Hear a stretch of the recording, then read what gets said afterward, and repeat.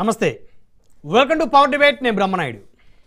AP శాసన మండలి deputy chairman పదవికి బీజేపీ మాధవ్ నామినేషన్ దాఖలు చేశారు. రానున్న స్థానిక ఎన్నికల్లో బీజేపీ సత్తా చాటాలన్నారు మాధవ్.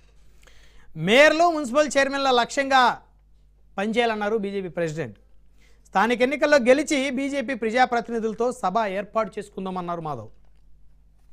ఇక బీసీ రిజర్వేషన్లపై ఏపీ ప్రభుత్వం కీలక నిర్ణయం తీసుకుంది. రూరల్లో 34%, అర్బన్లో 33% రిజర్వేషన్లు అమలు చేయనున్నారు. మేయర్ల ఎన్నికకు ప్రత్యక్ష పద్ధతిలో వెళ్లాలని క్యాబినెట్ నిర్ణయించింది.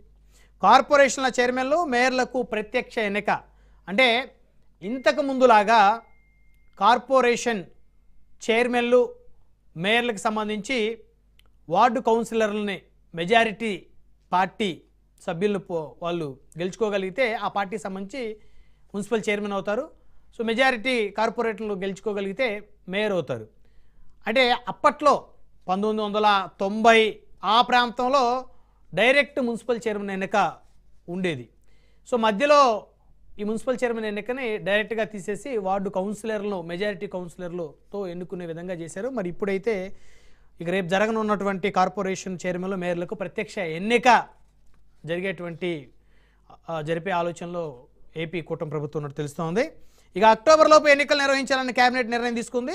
మరొక అంశం చూస్తే డిఎస్సి స్కామ్పై సిబిఐ విచారణ జరపాలన్నారు వైసీపీ నేత ఎమ్మెల్సీ లేళ్ల అప్పిరెడ్డి. విద్యాశాఖ మంత్రి లోకేష్ రాజీనామా చేయాలని డిమాండ్ చేశారు వైసీపీ ఎమ్మెల్సీ. వైసీపీ ఆధారాలతోనే మాట్లాడుతుందన్నారు. మండలిలో చర్చ జరిగే వరకు పోరాడతామన్నారు ఎమ్మెల్సీ అప్పిరెడ్డి. అంశాలను చర్చిద్దాం. ఇదే వాళ్ళ పవర్ డిబేట్ సంచలన నిర్ణయాలు. ఇక డిబేట్లో మనతో పాల్గొంటా ఉన్నారు పుచ్చ విజయ్ కుమార్ గారు, తెలుగుదేశం పార్టీ రాష్ట్ర అధికార ప్రతినిధి మనతో జుంకలు జాయిన్ అయ్యారు. అదేవిధంగా శేఖర్ రెడ్డి గారు, వైఎస్ఆర్ కాంగ్రెస్ పార్టీ నుంచి మనతో జుంకలు జాయిన్ అయ్యారు. అదేవిధంగా తుర్గా శ్రీరామ్ గారు, రాజకీయ విశ్లేషకులు వారు కూడా మనతో జుంకలు జాయిన్ అయ్యారు. రైట్, ముందుగా మనం శేఖర్ రెడ్డి గారు వైఎస్ఆర్ కాంగ్రెస్ పార్టీ నుంచి వారితో మాట్లాడదాం. శేఖర్ రెడ్డి గారు, గుడ్ ఈవినింగ్ అండి. గుడ్ ఈవినింగ్ బ్రహ్మనాయుడు గారు, మీకు అలాగే తోటి ప్యానలిస్టులకి రాజ్ న్యూస్ వీక్షకులందరూ కూడా వెరీ గుడ్ ఈవినింగ్ అండి.